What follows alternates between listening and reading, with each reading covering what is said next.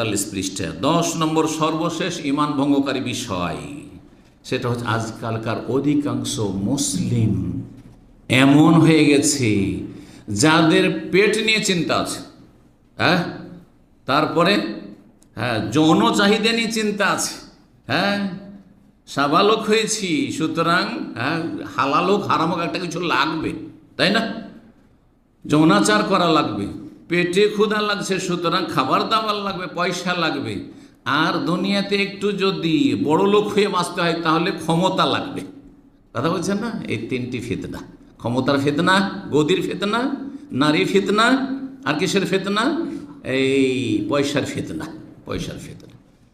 এইগুলোর জন্য সবসময় মাথা ব্যথা, সকালে উঠলে সারাদিন চিন্তা, হ্যাঁ, গাড়ি বাড়ি নারী, গাড়ি বাড়ি নারী, ঠিক আছে, কিন্তু 60 বছর বয়স চলে গেল, জীবনও কখনো চিন্তা করিনি আল্লাহ কে, হ্যাঁ, কেন সৃষ্টি করেছেন, কে, কেন, কোথায় যাব।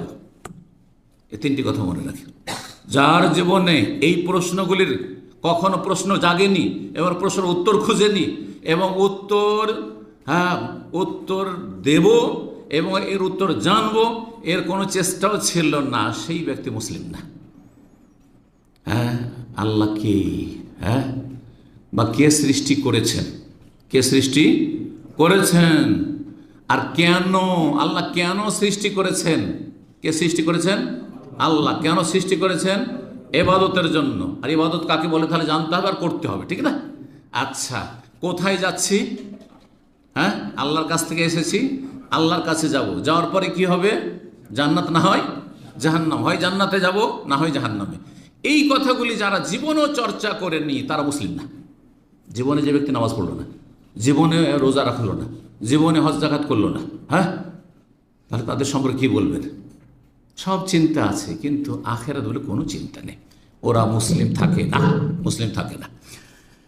বলছেন আলে রাজান দিন ইল্লাহ, আল্লাহর দিন থেকে এমন বিমুখ হয়ে যাওয়া বা আল্লাহর দিনকে, দিন ইসলামকে এমনভাবে এড়িয়ে যাওয়া, লায়াতা আল্লামহু, আগে হচ্ছে শিখা, কিছু জানে, সূরা ফাতিহা জানে না, আত্তাহিয়াত জানে না, দরুদ জানে না, নামাজ রোজার তরিকা জানে না, রুকুর তসবিহ জানে না, সেজদার তসবিহ জানে না, কিছুই জানে না।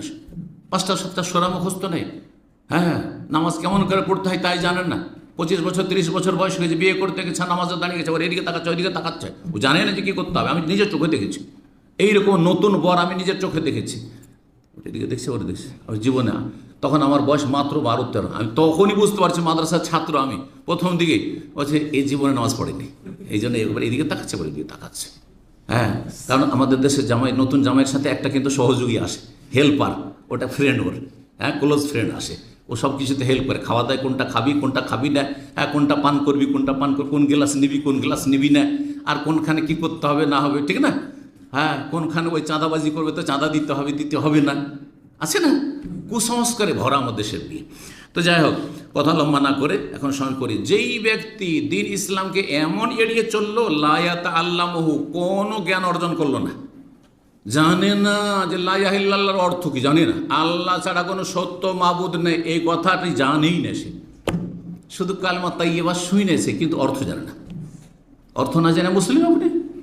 আরে ইসলামের কালেমারই অর্থ জানেন না আপনি, এর দাবিও জানেন না আপনি, এর শর্তও জানেন না আপনি, কিছু জানেন না, এর বিপরীত পরিপন্থী বিষয়গুলিও জানেন না আপনি, কেমন আপনি মুসলিম? আবার শিখলো না, ওয়ালা ইয়ামাল, আমলও করলো না, জীবনে নামাজ পড়লো না, লাম ইয়াসজুদ লিল্লাহ, কোনোদিন সিজদা করে না, এরকম বহু মুসলিম আছে। জি, 5 ওয়াক্ত সিজদা করতে হবে, শুধু জুমা পড়া মুসলিম হবে মানে হইলে হবে না, ইহুদি নাসারাদের মতো শনিবার রবিবারে তারা যায়, আমরা জুমার দিনে যাই, হ্যাঁ, আর ঈদ পড়া মুসলিম হইলে হবে না।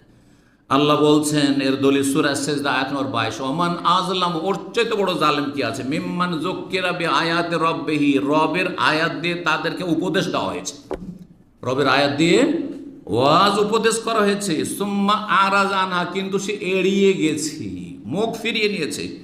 ইন্না মিনাল মুজরিমিনা মুনতাকিমুন, এরা হচ্ছে অপরাধী, ক্রিমিনাল, এদের থেকে আমি প্রতিশোধ গ্রহণ করবো, আল্লাহ বলছেন, এদেরকে আমি শাস্তি পানিশমেন্ট করব।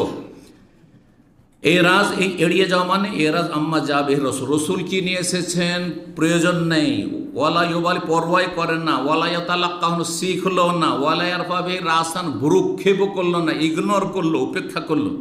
ইমাম ইবনুল কাইয়িম রাহিমাহুল্লাহ ইমাম বলছেন মাদারিজুস সালিকিন প্রথম খণ্ড 347 পৃষ্ঠায়, আম্মা কুফরুল এরাজ, এড়িয়ে যাওয়ার যেটি কুফরি, এড়িয়ে গেলে, ইসলামকে এড়িয়ে গেলে, ইসলাম বিমুখ হইলে যে কুফরি, ফাইন্নাহু ইউরিজু বিসামইহি ওয়া কলবিহি, তাই কানে শোনেও না, জীবনে কোনো ইসলামিক আলোচনা শুনবে না, ওয়া কলবিহি, অন্তর বাদ দাও, হটাও এটা।